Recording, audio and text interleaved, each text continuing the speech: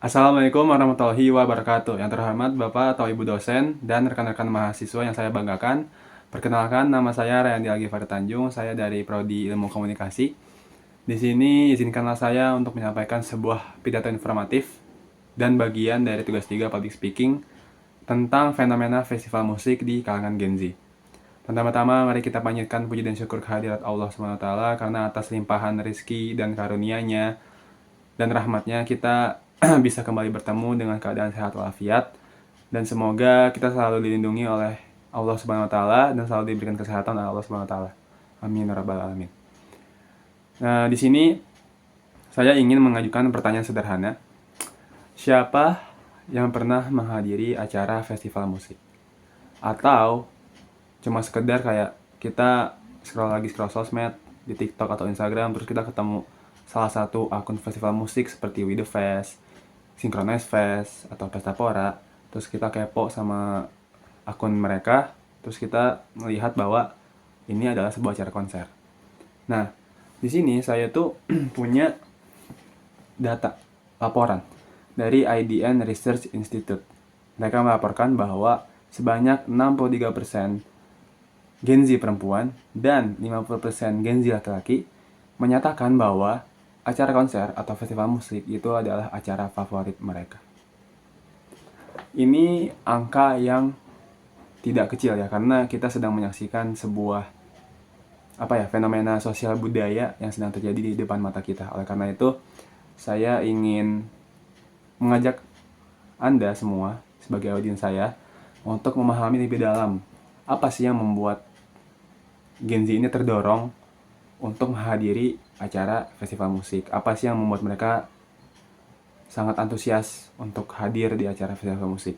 Dan apa aja dampak positifnya, apa dampak negatifnya, dan bagaimana fenomena festival musik ini merubah gaya hidup kalangan anak muda Indonesia, khususnya Gen Z.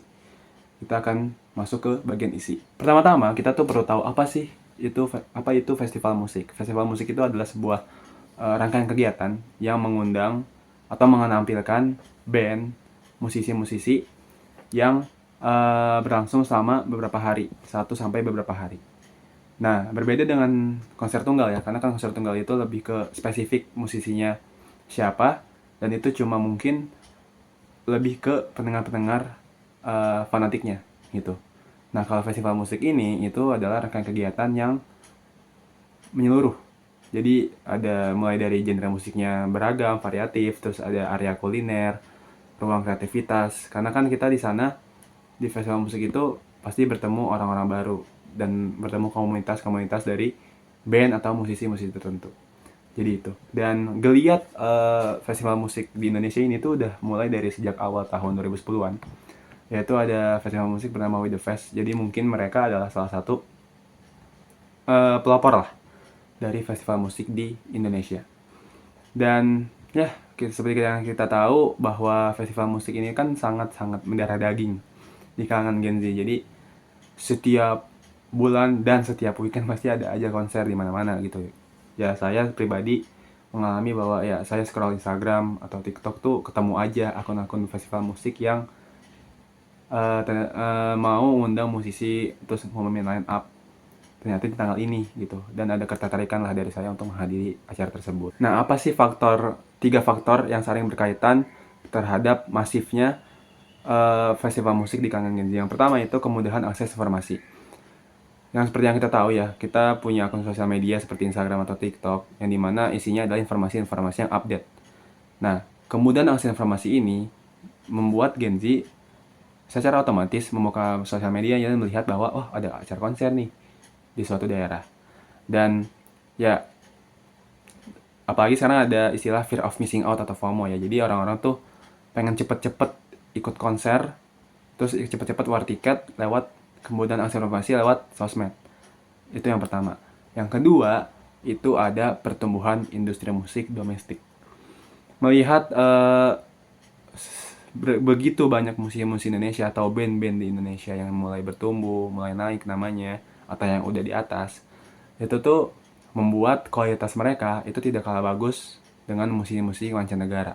Jadi apalagi sekarang tuh ada datanya. Gen Z itu sekarang lebih menikmati genre-genre seperti indie, pop, jazz gitu-gitu yang ada di Indonesia gitu. Jadi mereka lebih menikmati, sekarang tuh lebih menikmati musisi-musisi Indonesia karena merasa relate dengan apa yang disampaikan oleh musisi-musisi itu lewat lagu-lagunya, dan ada beberapa lirik-lirik yang membuat mereka kena, berkesan gitu.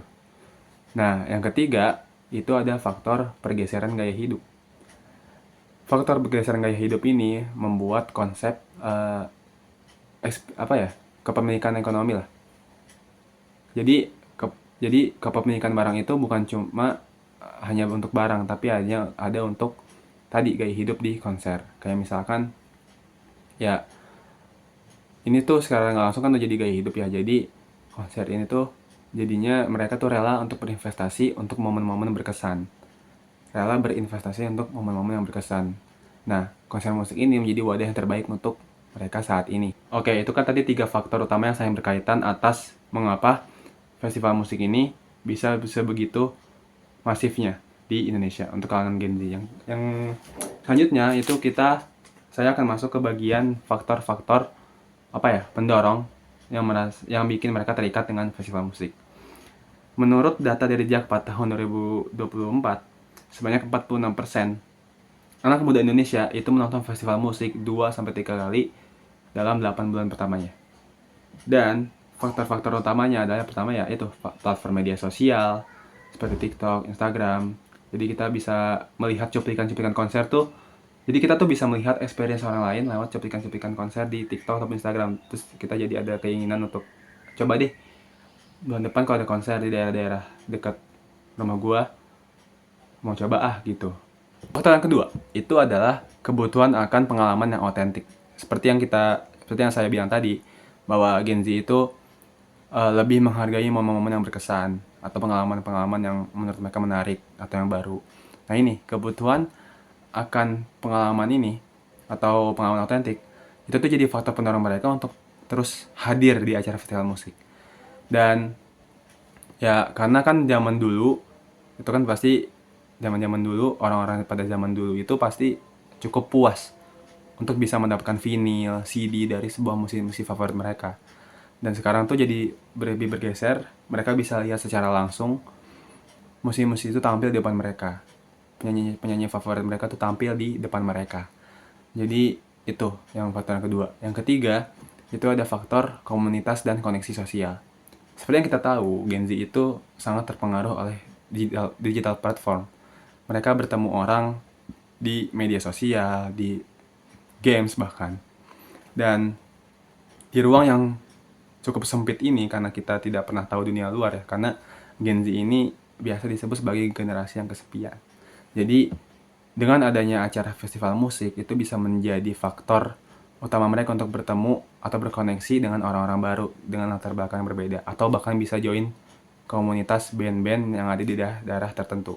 Inilah yang membedakan Gen Z dengan generasi-generasi sebelumnya, generasi orang tua kita, generasi kakak-kakak kita yang menonton festival musik itu mungkin sebagai hiburan semata. Tapi kan untuk Gen Z sekarang itu udah jadi bagian hidup mereka ya. Udah jadi apa? Salah satu kebutuhan hidup, kebutuhan sosial mereka yang menjadi rutinitas gitu. Apalagi saya menemukan berbagai video atau klip dari akun sosial media, mereka itu seringkali menghadiri acara konser terus dia nyamperin ke festival-festival musik itu. Nah, kita beralih ke dampak positif dan negatif dari festival musik. Seperti yang kita tahu, segala kegiatan itu pastinya nggak selamanya positif. Pun sama dengan konser atau acara festival musik. Saya akan bahas dampak positif dan negatif. Yang pertama itu dampak positifnya. Dampak positifnya yaitu dari segi sosial ya, itu bisa bertemu orang atau ya bisa bertemu dengan orang-orang dengan latar belakang yang berbeda.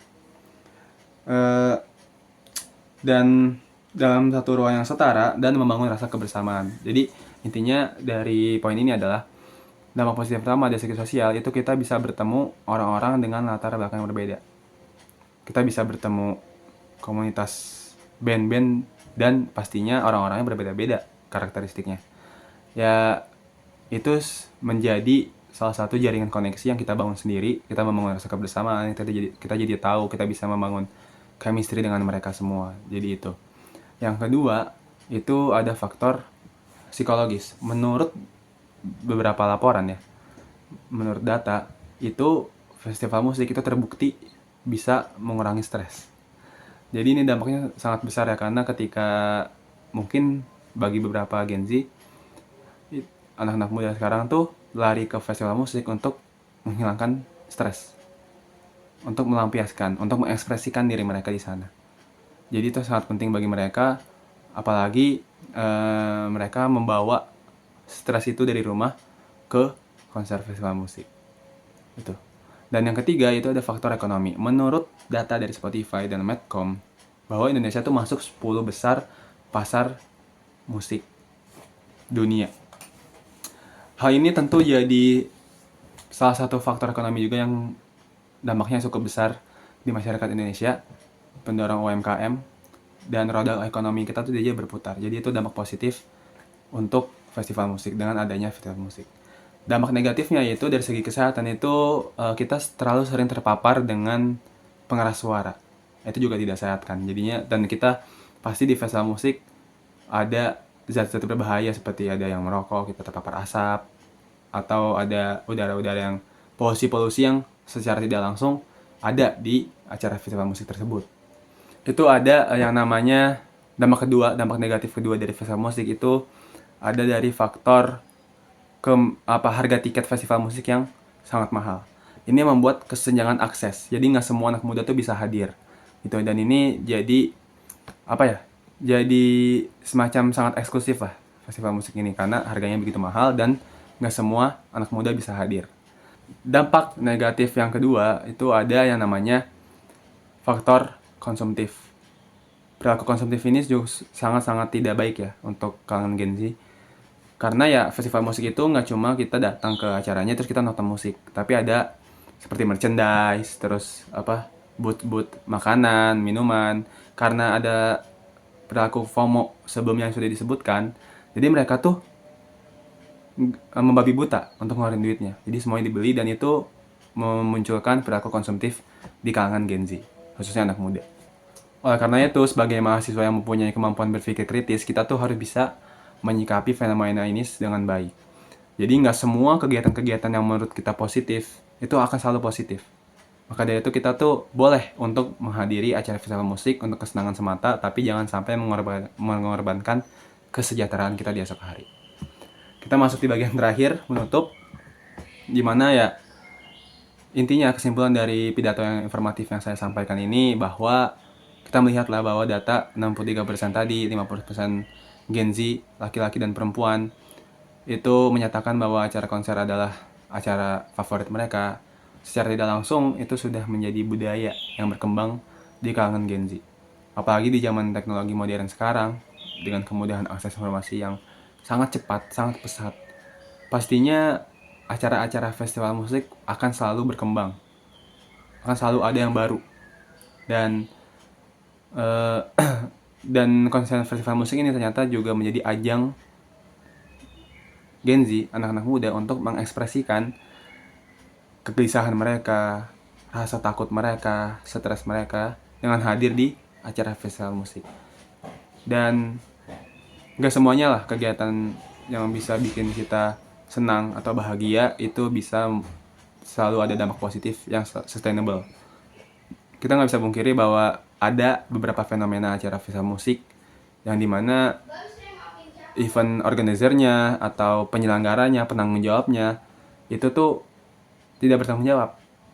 Ada beberapa yang saya lihat itu ada yang sampai batal acaranya, terus nggak di refund, terus habis itu tidak berjalan sesuai dengan rundown, yang dimana itu sangat berpengaruh juga terhadap pandangan Gen Z untuk konser-konser ke depan. Jadi mereka ada rasa trauma, takutnya muncul rasa trauma karena pengalaman yang buruk. Tapi intinya adalah sebagai Gen Z, mewakili Gen Z, fenomena ini tuh harus kita sikapi dengan baik. Jangan sampai fenomena festival musik ini menjadi sebuah gaya hidup yang konsumtif, menjadi ajang gengsi-gengsian yang menciptakan konflik di kalangan Gen Z sendiri gitu. Karena kita harus paham bahwa dampak festival musik itu cukup besar, dan kita tuh harus bisa untuk harus bisa membedakan, dan kita tuh nggak bisa untuk terus-terusan ikut-ikutan, karena perilaku FOMO ini tuh juga menyebabkan beberapa hal yang negatif. Jadi intinya adalah ya nikmati festival musik sebagaimana kita menikmati masa-masa yang menyenangkan, dan jangan sampai itu bisa mengorbankan kesejahteraan kita di masa yang akan datang. Jadi mungkin itu saja yang bisa saya sampaikan dalam pidato informatif kali ini. Apabila ada kurang mohon dimaafkan. Wabillahi taufiq wal hidayah. Wassalamualaikum warahmatullahi wabarakatuh.